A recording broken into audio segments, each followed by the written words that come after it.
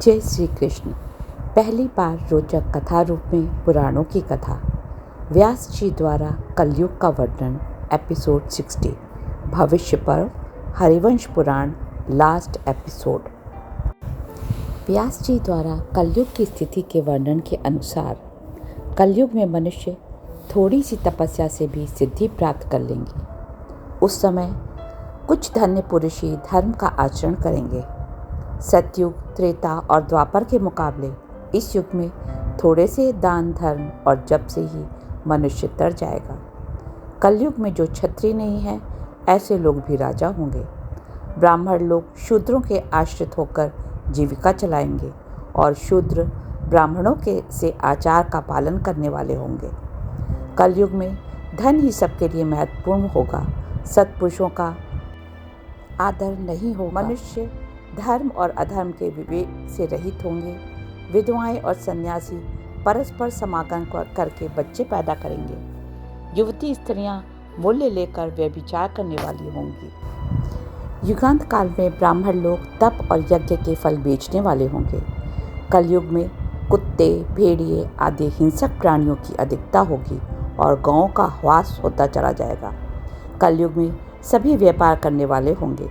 पुरुष थोड़े हो और स्त्रियों की संख्या बहुत अधिक हो जाए, तब वही युगांत काल का लक्षण है। लोग बिना विचारे ही दूसरे वर्णों से दान ग्रहण करेंगे। नौजवानों का स्वभाव बूढ़ों के समान हो जाएगा। उस समय के दुराचारी मनुष्य आत्मा और ब्रह्मा की निंदा करने में तत्पर होंगे। कलयुग में धर्म मर्यादा के भंग होने से सब लोग द्विज बन जाएंगे। कलयुग में शास्त्रोक्त बात को बताने वाले नहीं रहेंगे। उस समय के राजा प्रायः चोर होंगे। कलयुग में ब्राह्मण यज्ञ के अनाधिकारियों से भी यज्ञ कराएंगे और अभक्ष्य वस्तु, मांस आदि का भक्षण करेंगे। पुत्र पिता को और बहुएं सासों को आज्ञा देकर काम में लगाएंगी। शिष्य गुरुजनों को डांट बताएंगे। भिक्षा और देवता आदि के लिए भोजन का ग्रास या उपहार सामग्री दिए बिना ही लोग स्वयं भोजन कर लेंगे। स्त्री और पुरुष दोनों ही एक दूसरे को धोखा दे पर पुरुष और पर स्त्री के साथ समागम करेंगे। इस युग में कोई भी उपकार का बदला देने वाला नहीं होगा। लोग धर्म के समर्थन में अच्छी अच्छी युक्ति देने के लिए ही उत्सुक रहेंगे, पर स्वयं उस धर्म का आचरण नहीं करेंगे। धर्म के विचलित हो जाने पर लोग दान और सत्य से संयुक्त हो दया आदि शुभ कर्मों का ही आचरण करेंगे। ब्राह्मण पाखंडपूर्ण व्रत का पालन करेंगे। कलयुग के मनुष्य जल के लिए तट पर जाकर नदी के प्रवाह को रोकेंगे। उन दिनों काल से प्रेरित हो कुछ लोग तो अधिक संतान वाले होंगे और कुछ लोग एक भी संतान नहीं होगी। व्यास जी कहते हैं, धर्म के नष्ट हो जाने पर गुणहीन हुई सारी प्रजा अपना शील खोकर अल्पायु हो जाएगी। उन दिनों मनुष्य की आयु अधिक से अधिक 30 वर्ष की होगी। रोगों के कारण उनकी इंद्रियां क्षीण हो जाएंगी। आयु के क्षय से उनके मन में विषाद होगा। फिर वे सत्य को अपनाएंगे और कामनाओं की प्राप्ति न होने से धर्मशील बनेंगे।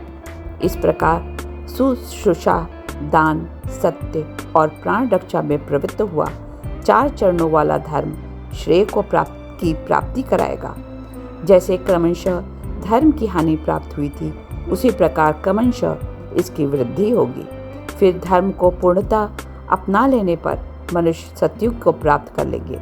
सतयुग में सबका बर्ताव उत्तम होता है और कलयुग में सदाचार की हानि बताई जाती है।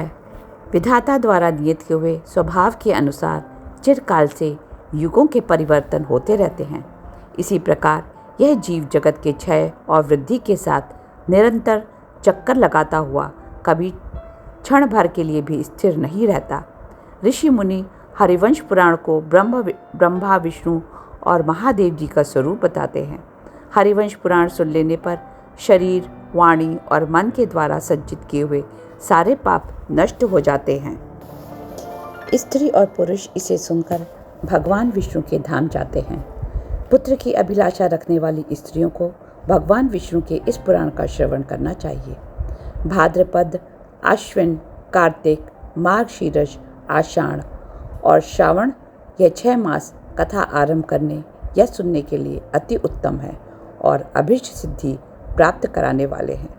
जय श्री कृष्ण। इति Harivansh Purana. Next Purana will be कथाएं भागवत पुराण से। Please don't forget to like, share and subscribe.